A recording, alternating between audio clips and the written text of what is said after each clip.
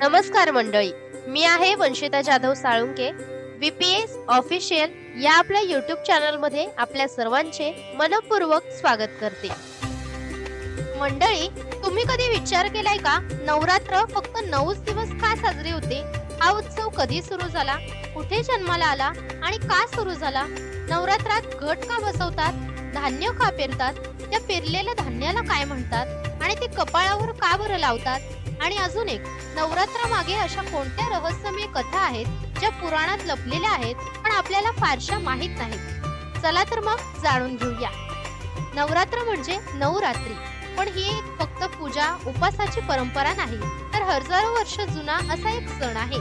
पौराणिक कथेनुसार प्रथमच नवरात्र सुरू झाली देवी दुर्गेच्या महिषासुरावर विजयाच्या स्मरणार्थ. देवदानवांच्या युद्धात महिषासुराने वरदानाच्या जोरावर देवांना पराभूत केलं होतं. तेव्हा ब्रह्मा, विष्णू आणि महादेव यांच्या तेजातून प्रकटली अद्भुत दुर्गा शक्ती.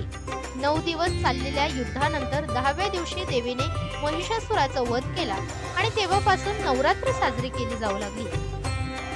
पण एवढ्यावरच थांबत नाही, तर मार्कंडेय पुराणातील देवी महात्म्य, कालिका पुराण, स्कंद पुराण आणि अगदी शिव पुराणात देखील नवरात्राच्या उपासनेचा उल्लेख सापडतो. प्रत्येक ठिकाणी देवी ही जगाच्या रक्षणासाठी प्रकटलेली परमशक्ती म्हणून वर्णिली आहे. नवरात्रात घट बसवण्याची परंपरा का आली? घट म्हणजे कलश.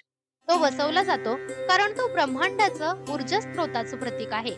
कलशावर नारळ आणि पानं ठेवतात, जे समृद्धीचं प्रतीक आहे. हा घट म्हणजे देवीच्या उपस्थितीचं चिन्ह. आता पाहूयात धान्याची पेरणी, ज्याला जवारे किंवा धान्याचे अंकुर असं म्हटलं जातं. ही परंपरा पिकाचं, शेतीचं आणि समृद्धीचं प्रतीक आहे. या अंकुरांना नवरात्राचे जवारे किंवा धान्य असे जीवन म्हटलं जातं. दशमीच्या दिवशी हे अंकुर देवीला अर्पण केले जातात आणि त्यानंतर कपाळावर ठेवतात.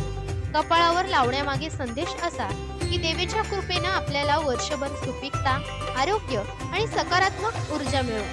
रहस्यमय गोष्टी सांगायच्या झाल्या तर काही आख्यायिका म्हणतात की नवरात्राची सुरुवात सर्वप्रथम हिमालय प्रदेशातून झाली.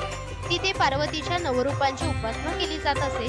तर काही पुराणांनुसार प्रथम नवरात्र सुरू केली ती श्रीरामाने लंकेच्या युद्धापूर्वी देवीची कृपा मिळवण्यासाठी. रामायणात याला आकस्मिक नवरात्र असंही म्हटलं जातंय. इतकंच नव्हे तर गुप्त नवरात्र्याही आहेत, माघ आणि आषाढ महिन्यातल्या. त्यांना साधक आणि तांत्रिक विशेष मानतात. असं म्हटलं जातं की या दिवसात केलेल्या साधनेनं अलौकिक शक्ती जागृत होतात. म्हणजेच नवरात्र हा फक्त उत्सव नाही, तर एक संपूर्ण आध्यात्मिक शास्त्र आहे. घट बसवणं, धान्य पेरणं, देवीची 9 रूपं पूजणं, या सगळ्याला खोल अर्थ आहे. हा काळ म्हणजे निसर्ग आणि शक्ती याचं एकत्रीकरण आहे.